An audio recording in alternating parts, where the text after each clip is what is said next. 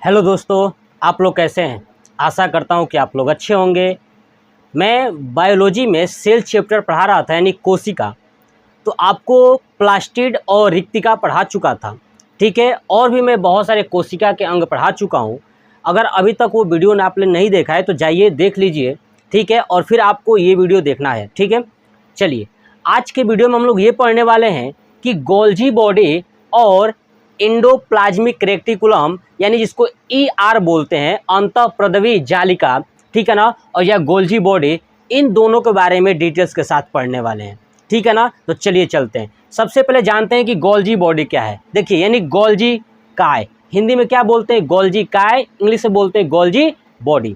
सबसे पहले Golgi body की खोज 1898 ईस्वी में कैमिलो गोल्जी नामक वैज्ञानिक ने किया था, ठीक है ना। यानी 1898 ईस्वी में कैमिलो गोल्जी नामक वैज्ञानिक ने क्या किया था, गोल्जी बॉडी की खोज किया था। ये गोल्जी बॉडी जो कि प्लांट और जंतु दोनों में पाए जाते हैं, ठीक है।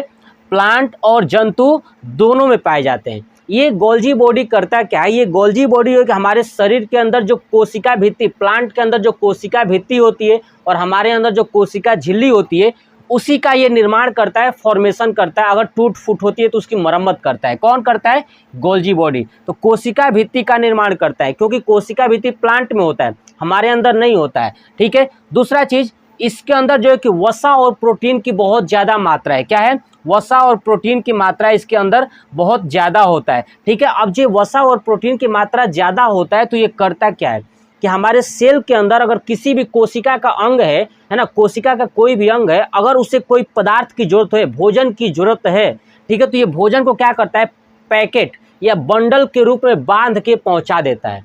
मतलब इसका काम यही है कि कोशिकाओं को भोजन पहुंचाना। क्या होता है, कोशिकाओं को भोजन पहुंचाना, यानी भोजन का एक स्थान से दूसरे स्थान तक ट्रांसफर करना किसका काम है, गोल्जी बॉडी। और ये ट्रांसफर करता है, इसलिए ये जो है कि मदद करता है tRNA, यानी ट्रांसफर RNA कि क्या करता है, ये मदद करता है। RNA क्या है, मैं आपको नेक्स्ट पार्ट में पढ़ाऊंगा। न्यूक्लियस यानी केंद्रक, है ना, DNA और RNA, तो मैं वहां पे समझाऊंगा। तो जो ये गोल्जी बॉडी है, tRNA क्या करता है, tRNA की मदद करता है। क्या करता है, ये मदद करता है। ये खाना जो है कि एक कोशिका से दूसरे कोशिका तक पहुंचाने का काम करता है। कौन, गोल्जी बॉडी। किसके रूप में, पैकेट या बंडल्स के रूप में। तो आपसे पूछा जाए कि कौन सा ऐसा कोशिका का अंग है जो पैकेट्स या बंडल के रूप में भोजन को एकत्रित करता है, वो है गोल्जी बॉडी। कौन है, गोल्जी बॉडी, ठीक है। गोल्जी बॉडी क्या करता है कि जब खाना पहुंचाता है तो इसलिए इसे कहा जाता है traffic police of cell. Traffic police of cell भी कहा जाता है गोल्जी बॉडी को। मतलब ये जब खाना लेके निकलता है तो बिल्कुल ये सेल जो है कि एकदम ट्रैफिक पुलिस का काम करता है, बिल्कुल मतलब निश्चिंत होकर कहीं भी भोजन को ट्रांसफर कर सकता है, इसलिए इसे बोलते हैं ट्रैफिक पुलिस ऑफ सेल। क्या बोलते हैं, ट्रैफिक पुलिस ऑफ सेल। अब ट्रैफिक पुलिस तो हो गया, इसका एक और नाम है जिसे हम बोलते हैं मदर ऑफ सेल, यानी कोशिकाओं की मम्मी, कोशिकाओं की माता किसे कहा जाता है, तो ध्यान रखिएगा गोल्जी बॉडी को। क्यों कहा जाता है, क्योंकि ये खाना एक कोशिका को दूसरे कोशिका तक खाना पहुंचा रही है ना। तो खाना कौन पहुंचाता है, अपने बच्चों का ध्यान रखने का मतलब क्या, नहीं, मदर्स, है ना। तो कोशिकाओं की माता यानी मदर ऑफ सेल कौन है, गोल्जी बॉडी, क्योंकि हर एक कोशिका का ध्यान रखती है, खाना पहुंचाना होता है ना। इसके पास सबसे ज्यादा क्या होता है, वसा और प्रोटीन होता है। तो ये था हमारा गोल्जी बॉडी, तो ये था हमारा गोल्जी बॉडी, ठीक है। तो गोल्जी बॉडी से क्या याद रखना है, एक शॉर्ट रिवीजन आपको बताता हूं। सबसे पहले कि गोल्जी बॉडी की खोज किसने किया था, 1898 ईस्वी में कैमिलो गोल्जी नामक वैज्ञानिक ने किया था, ठीक है।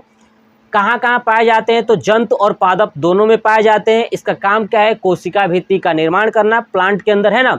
और इसके अंदर सबसे ज़्यादा क्या होता है, वसा और प्रोटीन होता है, ठीक है। ये वसा और प्रोटीन को पैकेट या बंडल के रूप में बांध करके दूसरे कोशिकाओं तक पहुंचाता है, इसलिए पहुंचाता है, इसलिए इसे मदर ऑफ सेल भी कहते हैं, ट्रैफिक पुलिस ऑफ सेल भी कहते हैं, ठीक है। मैंने आपको ये पूरा चीज़ें बता दिया, ठीक है। चलिए अब हम लोग पढ़ते हैं इंडोप्लाज्मिक रेटिकुलम, यानी ER, अंतःप्रदवी जालिका।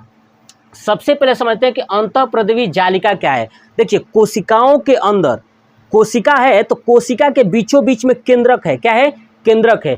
एक कोशिका है तो कोशिका के बीचों बीच में एक केंद्रक है और साइड में कोशिका झिल्ली है। क्या है, कोशिका झिल्ली। कोशिका झिल्ली, देखिए मैं यहाँ पे पिक्चर एक ड्रॉ किया हूँ, देखिए साइड में आपको दिख रहा है ये बाहर वाली परत जो दिख रही है कोशिका झिल्ली, और बीच में है केंद्रक।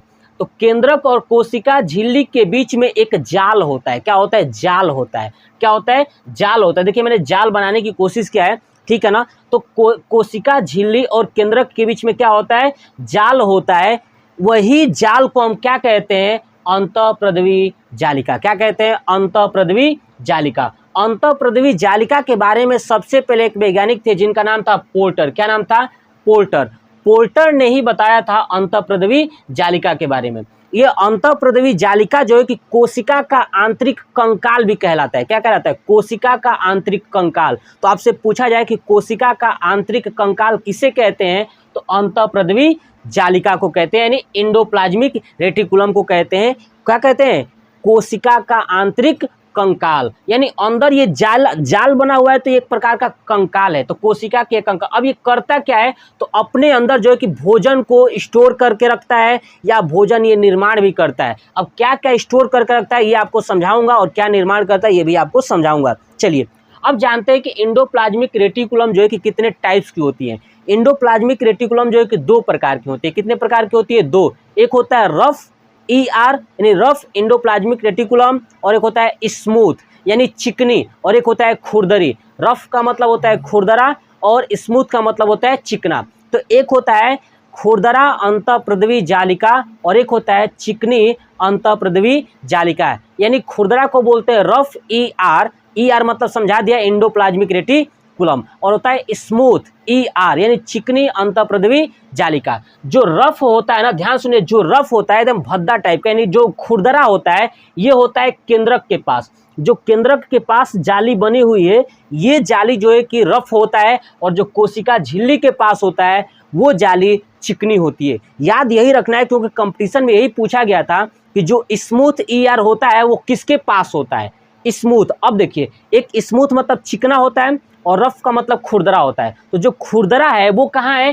केंद्रक के पास, और जो चिकना है वो झिल्ली के पास है। किसके पास? कोशिका झिल्ली के पास। अब आप बताइए, जब केंद्रक आपको पढ़ाऊंगा ना तो मैं बताऊंगा कि कोशिका का जो केंद्रक होता है ना वो पूरे कोशिकाओं को कंट्रोल करके रखता है। देखिए, तो जो इंसान सबसे ज़्यादा खराब है, ठीक है, उसको कोई ना कोई अपने पास ही रखेगा ताकि उसका हमेशा देख रेख करते रहे। तो जो केंद्रक है ना सभी कोशिका के अंगों को देख रेख करता है, तो अपने पास जो जाली रखा हुआ है वो जाली है रफ यानी खुरदरा वाली, ताकि उसको देख सके कि काम कर रहा है कि नहीं कर रहा है। ठीक है, तो केंद्रक के पास होता है रफ, और झिल्ली के पास होता है स्मूथ। अब देखिए, केंद्रक के पास जो रफ होता है ये क्या करता है? प्रोटीन बनाता है। क्या करता है? प्रोटीन बनाता है, यानी ये प्रोटीन का निर्माण करता है। सोचिए, जो केंद्रक के पास एक खुरदरा है वो बेचारा डर डर के काम कर रहा है, यानी प्रोटीन का निर्माण कर रहा है। और प्रोटीन का निर्माण वही करता है जिसके अंदर राइबोसोम पाया जाता है। ठीक है, कौन करता है? प्रोटीन का निर्माण वही करता है जिसके अंदर क्या पाया जाता है? राइबोसोम पाया जाता है। तो राइबोसोम प्रोटीन का निर्माण करता है। तो राइबोसोम केंद्रक के पास वाली जो जाली है, कौन सी जाली? रफ ER, उसमें पाया जाता है, जो क्या करता है? प्रोटीन का निर्माण करता है। जो स्मूथ होता है कोशिका झिल्ली के पास, स्मूथ, इसके पास राइबोसोम नहीं होता है और ये प्रोटीन बनाता ही नहीं है। तो याद रखिएगा कि जो एंडोप्लाज्मिक रेटिकुलम है उसके किस प्रकार के भाग में क्या बनता है? प्रोटीन बनता है। तो आप याद रखना है रफ वाले में, और किसमें प्रोटीन नहीं बनता है? स्मूथ वाले में। अगर उसमें प्रोटीन नहीं बनता है इसका मतलब उसमें राइबोसोम नहीं पाया जाएगा। जब उसमें प्रोटीन बनता ही नहीं है तो आखिर में बनता क्या है? तो बनता कुछ नहीं है, वो अपने पास सिर्फ 2 ही चीज़ बनाता है, कार्बोहाइड्रेट और वसा।